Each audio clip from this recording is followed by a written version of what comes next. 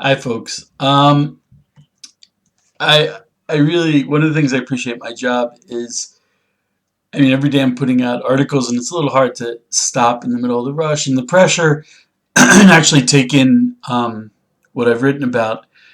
And occasionally stories do that. Very special stories. Today I wrote about how an amazing tzaddik, Rabbi Yaakov Edelstein, passed away last week at the age of 93. And he was the Rav of Ramat Sharon, and he had undergone a throat operation last year, so he could only communicate via notes. And after he passed away, they discovered two notes that he had written literally in the last hour of his life, um, and the notes gave such a powerful message that personally it touched me very deeply and made me realize that I have to start doing tshuva. I have to start fixing myself. That's how powerful the message was. The message, the first one said, Michael, the angel, will rise up, for these are difficult times. And Michael was spoken about in Sefer Daniel three times, as in the end of the days, being the advocate for Israel, bringing mercy down for us. Meaning that Rav Edelstein, who was very much mainstream, um, very much believed that we are in the end of days. And even if we weren't, just such a reminder that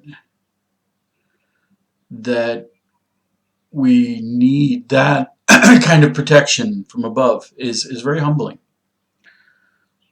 Um, and in the end of his days, when there was no messing around and he had a greater vision. Um, and he also said that we should pay special attention to a particular page in the Gemara, the last page in Masechet Makot, having to do with Rabbi Akiva going up and seeing the destruction of the temple, and it had been destroyed, and they went up to view the ruins, and they did Kriya, which is the mitzvah of ripping your clothes as if you're in mourning, or you are in mourning for the temple. And a fox ran out from the Kodesh Kedoshim, from the Holy of Holies. And the other rabbis, of course, cried, and they connected it to the verse, um, the verse in Numbers, Devarim, um, about how it's forbidden for people who aren't the Kohen or Kohen Gadol to go anywhere near the Aron or the temple, and how here they see that this tame, this impure, disgusting low animal, could do that. It was as if the destruction of the temple wasn't enough. It was that much lower.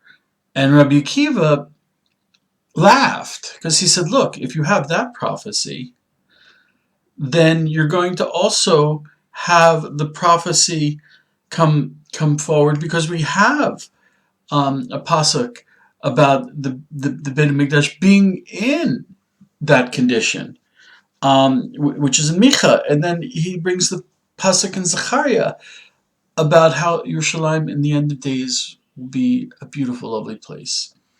And to be honest, we're actually seeing both of those prophecies at the same time. We're seeing Jerusalem as a wonderful, amazing, beautiful place with lots and lots of lovely things, lovely places, buildings. But at the same time,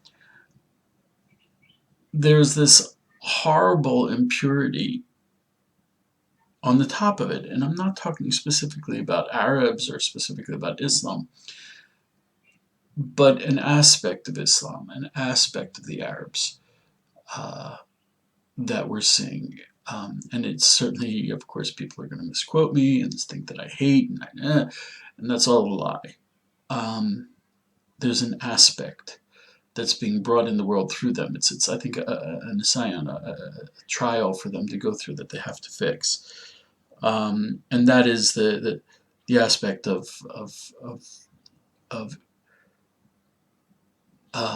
intolerance and hatred and violence,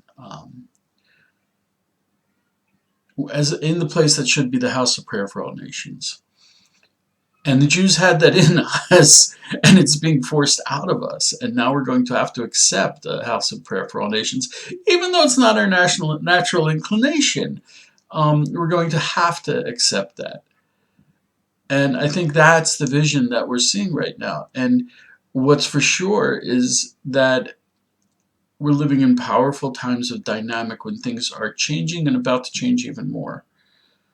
Um, and I think people have to make themselves a proper vessel for that. It's a time when people are choosing. There are no fence sitters today. People are either left or right. So, yeah, we should all merit to come closer to God, come closer together, be good to each other. Thank you.